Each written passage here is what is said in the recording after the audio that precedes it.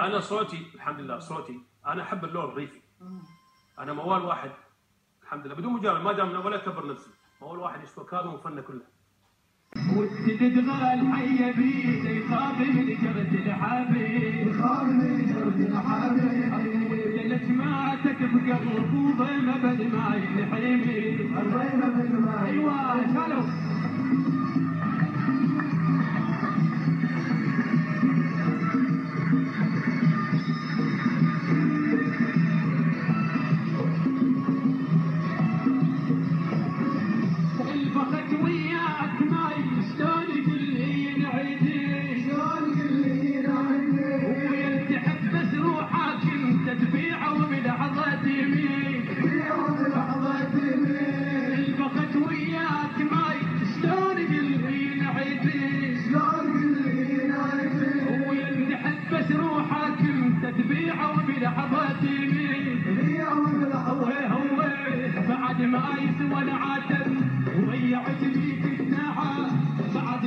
بالعراق هو الريف العراقي. نعم.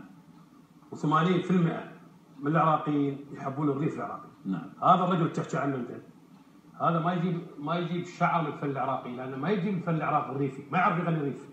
نعم. فانا ما احب غير الريف العراقي. اي بس هو احنا ما نقدر ننكر بان الفنان كاظم الساهر فنان كبير. ما اختلفنا، ما اختلفنا، فنان اثبت وجوده. انا ما اقدر اقول، لكن قد يكون انه ما يقدر على الاغاني اللي انت قلت عنها اللون هذا، ولكن هو مبدع. فنان اثبت وجوده، ولكن كالي وكالعراقيين نعم. يعني نصهم اللي يسمعون الريف العراقي ما يسمعونه، لان ماكو ريف عراقي، ماكو. شنو نزلت البحر؟ شنو دلع؟ شنو الكلام هذا؟ نعم. احنا ما نغني السوالف، احنا نغني الريف العراقي اللي هو سمعت قياس المواويل العراقيه اللي يميلون لها الخليج كله تميل. خليتك على راسي كل خطه احس بالموت واشهد انفاسي، والله عبرت السبع العمود خليتك على راسي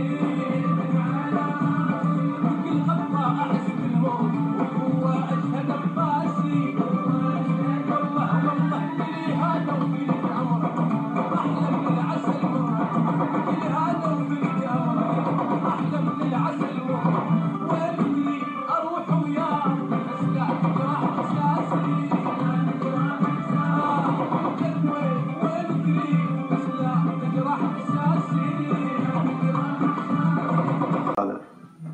ما يغني الريف، ما يغني الريف.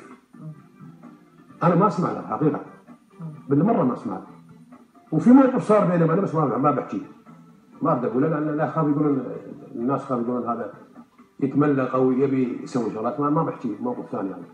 اما قد يكون هذا الموقف هو اللي ولد لا اول موقف هذا ان رجل ما يغني ريف.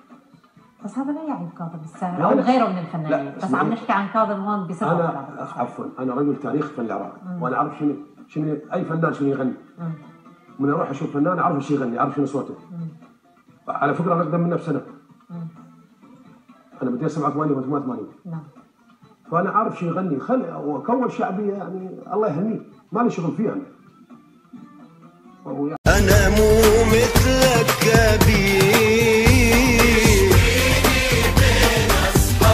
بين اصحابي اسكت وخجل من ذنبك، انا مو مثلك كبير